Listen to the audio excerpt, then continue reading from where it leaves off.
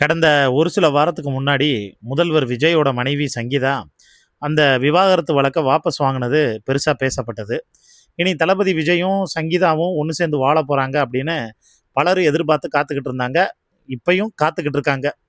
ஆனால் சுதந்திர தின விழாவில் த்ரிஷா வந்து தளபதி விஜயோட அப்பா அம்மா பக்கத்தில் வந்து உட்காந்துக்கிட்டது, அதே மாதிரி சல்யூட் வந்து காட்டி இவங்களுக்குள்ள ரொமான்ஸ் போனது, அது எல்லாமே சோஷியல் மீடியாவில் பயங்கர பேசுபொருளாக வந்து மாறுச்சு. இது சம்மந்தமாக இந்த வலைதள பேச்சுன்னு வந்து ஒரு யூடியூப் சேனல் நினைக்கிறேன், அதோட பிஸ்மி அதில் வந்து ஒருத்தவர் வந்து பேசுவார். அவர் சொல்லும்போது ஆட்சிக்கு வந்ததுக்கு அப்புறமா அவருடைய குடும்பத்தை பற்றி பல விமர்சனங்கள் வருது. விஜயோட மனைவி சங்கீதா விவாகரத்து வழக்கு தொடர்ந்து இருந்தது, எல்லாருக்கும் அதிர்ச்சி ஏற்படுத்துச்சு. ஆனால் அதோட அந்த விவாகரத்து வழக்கில் நடிகை ஒருவரோட தளபதி பழகி வர்றது எங்களுக்கு குடும்பத்துக்கு பிடிக்கலன்னு ஓப்பனாகவே வந்து சொல்லியிருந்தாங்க. வெளிநாட்டில் அந்த நடிகையோட புகைப்படங்கள் எடுத்தாங்கன்னு சொன்னாங்க. அந்த நடிகை வேற யாரும் இல்லை, த்ரிஷா தான்.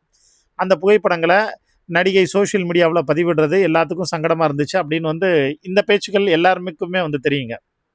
ஆனால் இதுக்கெல்லாம் முற்றுப்புள்ளி வைக்கிற மாதிரி தான் சமீபத்தில் ஜேசன் சஞ்சய் வந்து ஒரு பேட்டியில் சொல்லியிருந்தார். தன்னோட அப்பாவை பற்றி அவர் பெருமையாக பேசினதும் பழைய கசப்புகள் எல்லாம் மறந்தாச்சு, இனி அப்பா அம்மாவை மகன் சேர்த்து வச்சுடுவார் அப்படின்னு ரசிகர்கள் நம்பிக்கிட்டு இருந்தாங்க.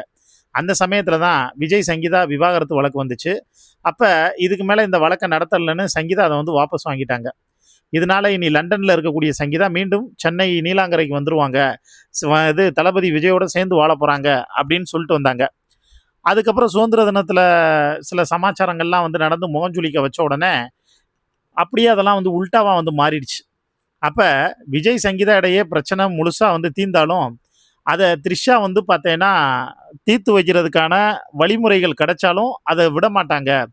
ஏன்னா த்ரிஷா வந்து ஒரு விஷயத்தில் ரொம்ப ஸ்ட்ரிக்டாக வந்திருக்காங்க. தளபதியை தான் கண்ட்ரோலில் வந்து வச்சுக்கணும் அப்படிங்கிறதுல ரொம்ப வந்து பார்த்தோன்னா ஸ்ட்ரிக்டாக இருக்காங்க.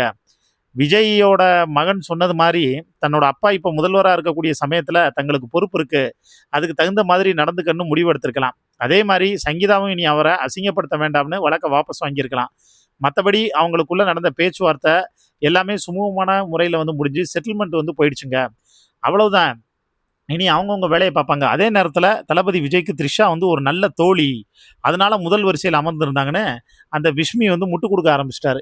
அதை பார்த்து, எப்பா வாங்கின காசுக்கு அளவா கூவு, அவருக்கு எத்தனையோ ஃப்ரெண்ட்ஸ் இருக்காங்க, எல்லா ஃப்ரெண்ட்ஸையும் கூட்டுமா வந்து முன்னாடி வந்து உட்கார வைக்கிறாங்க, முன்னாடி உட்கார வைக்கிற அளவுக்கு அப்படி த்ரிஷா வந்து என்ன பண்ணிடுச்சு அப்படின்னு ஆப்போசிட்டில் கமெண்ட்டில் கேள்வி கேட்க ஆரம்பித்த உடனே அதுக்கு எந்த ஒரு ரியாக்ஷனும் வந்து இல்லாமல் வழக்கம் போல் நம்ம சொல்ல வந்த மெசேஜை மட்டும் வந்து பார்த்தோன்னா சொல்லிட்டு போயிடுவோங்கிற மைண்ட் செட்டில் ஒரு குரூப்பு, அதாவது கட்டிங் வாங்கின அந்த குரூப்பு தொடர்ந்து இந்த மாதிரி வந்து செயல்பட்டுக்கிட்டு இருக்காங்க. ஆனால் இன்னொரு குரூப்பு எப்படியாவது நல்லது நடந்துருன்னு செயல்பட்டுக்கிட்டு இருக்காங்க.